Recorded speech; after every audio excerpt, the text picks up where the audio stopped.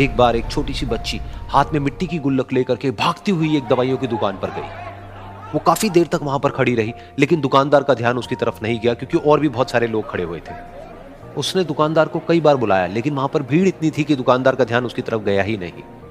और फिर उस बच्ची को थोड़ा सा गुस्सा आया तो उसने अपनी मिट्टी की गुल्लक लेकर के वहीं काउंटर पर जोर से रख दी, जिसके बाद में जो दुकानदार था और जितने भी लोग खड़े थे वो सब उस बच्ची की तरफ देखने लग गए। और फिर उस दुकानदार ने उस बच्ची से पूछा, बेटे आपको क्या चाहिए? तो वो बड़े ही भोलेपन से बोली कि मुझे एक चमत्कार चाहिए। ये सुनकर के दुकानदार को कुछ समझ नहीं आया, ना ही वहां पर जो लोग थे उनको कुछ समझ में आया, और सब उसकी तरफ देखने लग गए।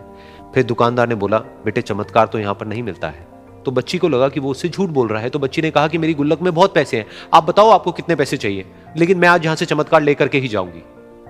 तो वहीं काउंटर पे एक और आदमी खड़ा था, उसने उस बच्ची से पूछा कि बेटे क्यों चाहिए तुमको चमत्कार? तब उस बच्ची ने अपनी कहानी बताई कि अभी कुछ दिन पहले मेरे भाई के सर में बहुत तेज दर्द हुआ, तो मेरे पापा मम्मी उसको हॉस्पिटल ले गए। उसके बाद कई दिन तक मेरा भाई घर नहीं आया। तो मैंने कई बार अपने पापा से पूछा, लेकिन उन्होंने मुझे कुछ नहीं बताया। उन्होंने बार बार यही कहा कि वो आ जाएगा, वो कल आ जाएगा, वो कल आ जाएगा, लेकिन वो आ ही नहीं रहा था। तो मैंने देखा कि मम्मी रो रही है, और पापा मम्मी को कह रहे थे कि उसकी दवाइयों के लिए और उसके इलाज के लिए जितने पैसे चाहिए उतने मेरे पास में नहीं है, अब उसको कोई चमत्कार ही बचा सकता है। तब मुझे लगा कि अगर मेरे पापा के पास में इतने पैसे नहीं भी हैं तो क्या हुआ, मेरे पास में तो है। तो मैंने जितने भी पैसे जोड़ रखे हैं वो सारे लेकर के मैं इस दवाई की दुकान पर आई। फिर उस आदमी ने उस बच्ची से पूछा, कितने पैसे हैं तुम्हारे पास में? ये सुनते ही उस बच्ची ने अपनी गुल्लक उठाई, जमीन पर फेंकी और तोड़ दी, और पैसे गिनने लग गई।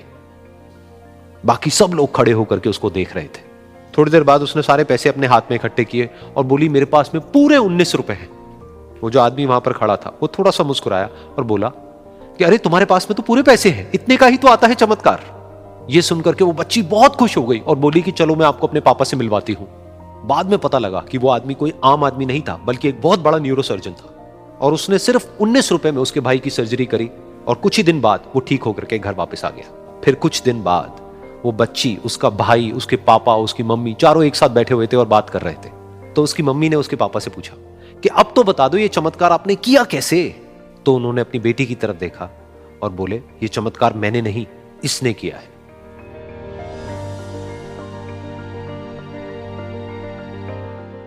तो यहां पर एक बहुत बड़ी बात है जो हम उस छोटी सी बच्ची से सीख सकते हैं कि जिंदगी में कभी कभी ऐसा होता है कि हमको कोई रास्ता नजर नहीं आ रहा होता है और हम लोग हिम्मत हार जाते हैं। तब हमारे अंदर एक बच्चा होता है जो कोशिश करने से कभी भी पीछे नहीं हटता है।